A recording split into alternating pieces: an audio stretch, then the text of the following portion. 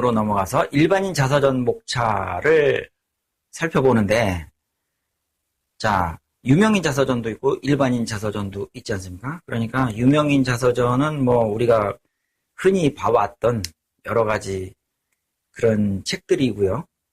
좀 특별하니까 그런 것은 논외로 하고, 일반인들이 쓴 자서전은 어떤 식으로 구성이 되어 있을까? 이것도 한번 생각해 볼 필요가 있겠죠.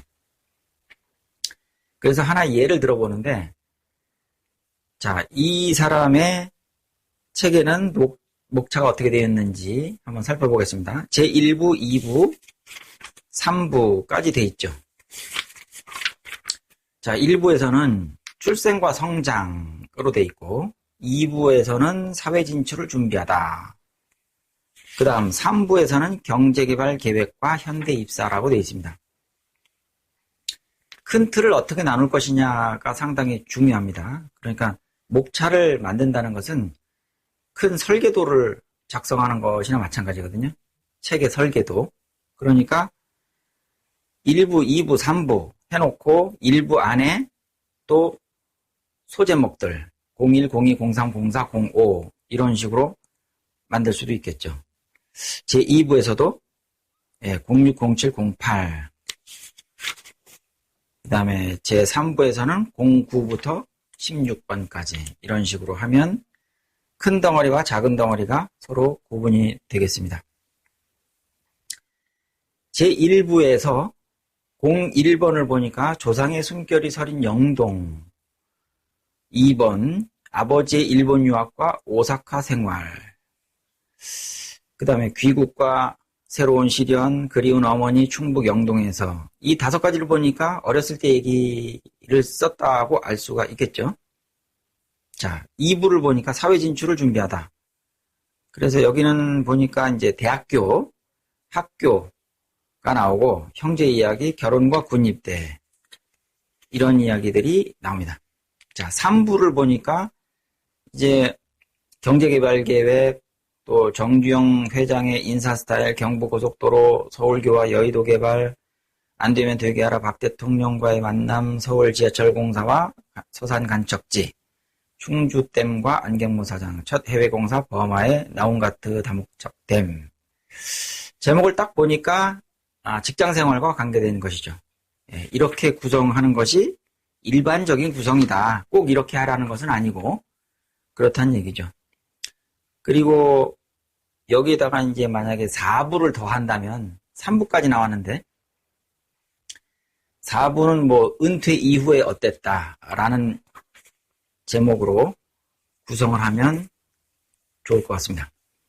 그 다음 스노피의 글쓰기 완전정복이라는 책이 있는데 그 책에는 이 자서전에 대한 내용이 들어있는 부분이 있습니다. 자, 이 책의 특징이 뭐냐면 지금 찰스 챔플린이라는 사람이 썼다고 얘기를 했죠. 이 책의 구성은 한 사람이 쓴 것이 아니고요. 찰스 챔플린 같은 그 베스트셀러 작가들 여러 명이 한 편의 글씩 쓴 겁니다. 그거를 다 모아가지고 하나의 책으로 엮은 것인데 그 중에 한 토막이라는 거죠. 자, 이분은 역시 베스트셀러 작가입니다. 그러니까 글 쓰는 요령에 대해서 우리에게 조언을 해줄 수가 있겠죠. 그것을 배우기 위해서 한번 읽어보겠습니다. 자서전은 기억을 일깨우는 일이다. 그때부터 무슨 일을 하기 시작했다거나 그 다음에 우리는 어디로 이사를 했다는 식으로 간단하게 삶을 정리하는 일이 아니다. 할머니의 눈은 무슨 색이었나? 양쪽 귀를 한꺼번에 닫기 위해 증조부께서 손수 기운 수건이란 도대체 어떻게 생겼는가? 기억 속에서 끄집어낸 그런 자잘한 것들은 당신만이 쓸 수 있는 역사의 편린에 풍취를 더한다. 이런 글은 당신의 가족과 친지들에게 소중한 선물이 될 것이다. 독자라고는 그 정도를 넘어서지 않을 것이다. 하지만 그 이상이 될 수도 있다. 개개인이 기록하는 이런 역사들이 서로 모여 한 시대의 모습을 보여주기 때문이다. 유명한 사람만이 기억해야 할 일들, 간직해야 할 일들을 기록해야 할 일들을 쓰는 것은 아니다 라고 했습니다. 제일 첫 번째 나온 문장, 자서전은 기억을 일깨우는 일이다 라는 말이 중요하고요.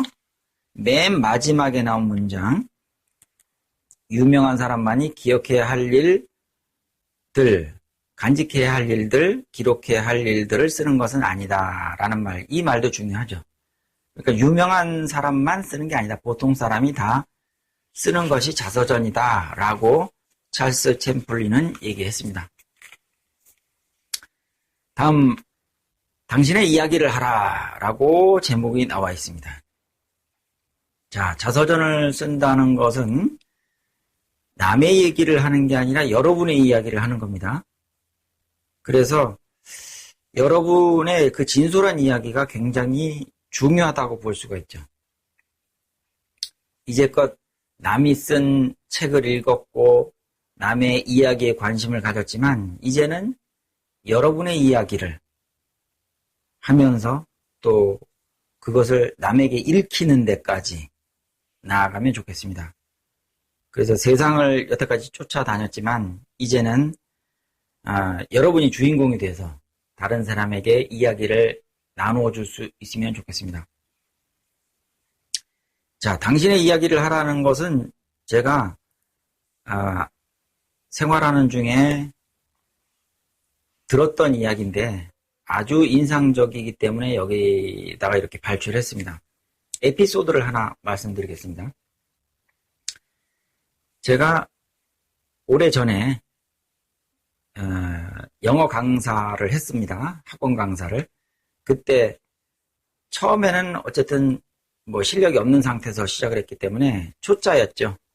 실력이 없어서 뭐 원장 선생님에게 잘리기도 하고 다른 데 이직하기도 하고 그런 몇 번의 과정을 거쳤습니다. 처음에 아주 초짜 강사였을 때 이런 일이 있었습니다.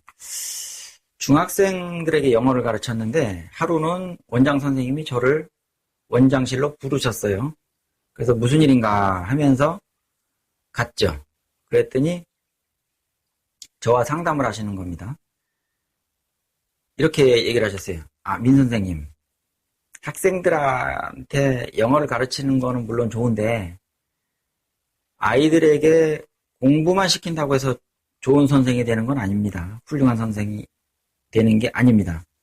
아이들이니까 분위기도 맞춰주고 또 재미있는 얘기도 해주고 그러면서 호흡을 잘 맞춰야 되는데 이야기를 해준다는 것이 상당히 중요하다고 저한테 조언을 해주셨어요. 그래서 민 선생님이 생각할 때 어떤 이야기들을 아이들에게 해주면 좋을까요? 라고 저에게 물어보시더라고요. 그래서 뭐 신문에서 봤다든가 아니면 뭐 직접 경험한 이야기, 뭐 누구한테 들은 이야기 같은 거 하면 되지 않을까요? 라고 다시 얘기를 했죠. 그랬더니 원장 선생님이 한마디로 이런 얘기를 해주셨어요. 당신의 이야기를 하십시오. 예, 그 얘기가 저에게는 굉장히 와닿았습니다. 나의 이야기를 하라는 거죠. 그러니까 내가 살아온 이야기, 직접 경험한 이야기를 하는 것이 중요하다는 것이고 우리가 자서전에 쓰는 이런 이야기들은 거의 대부분 책의 주인공이 바로 여러분의 이야기를 쓰게 되는 겁니다.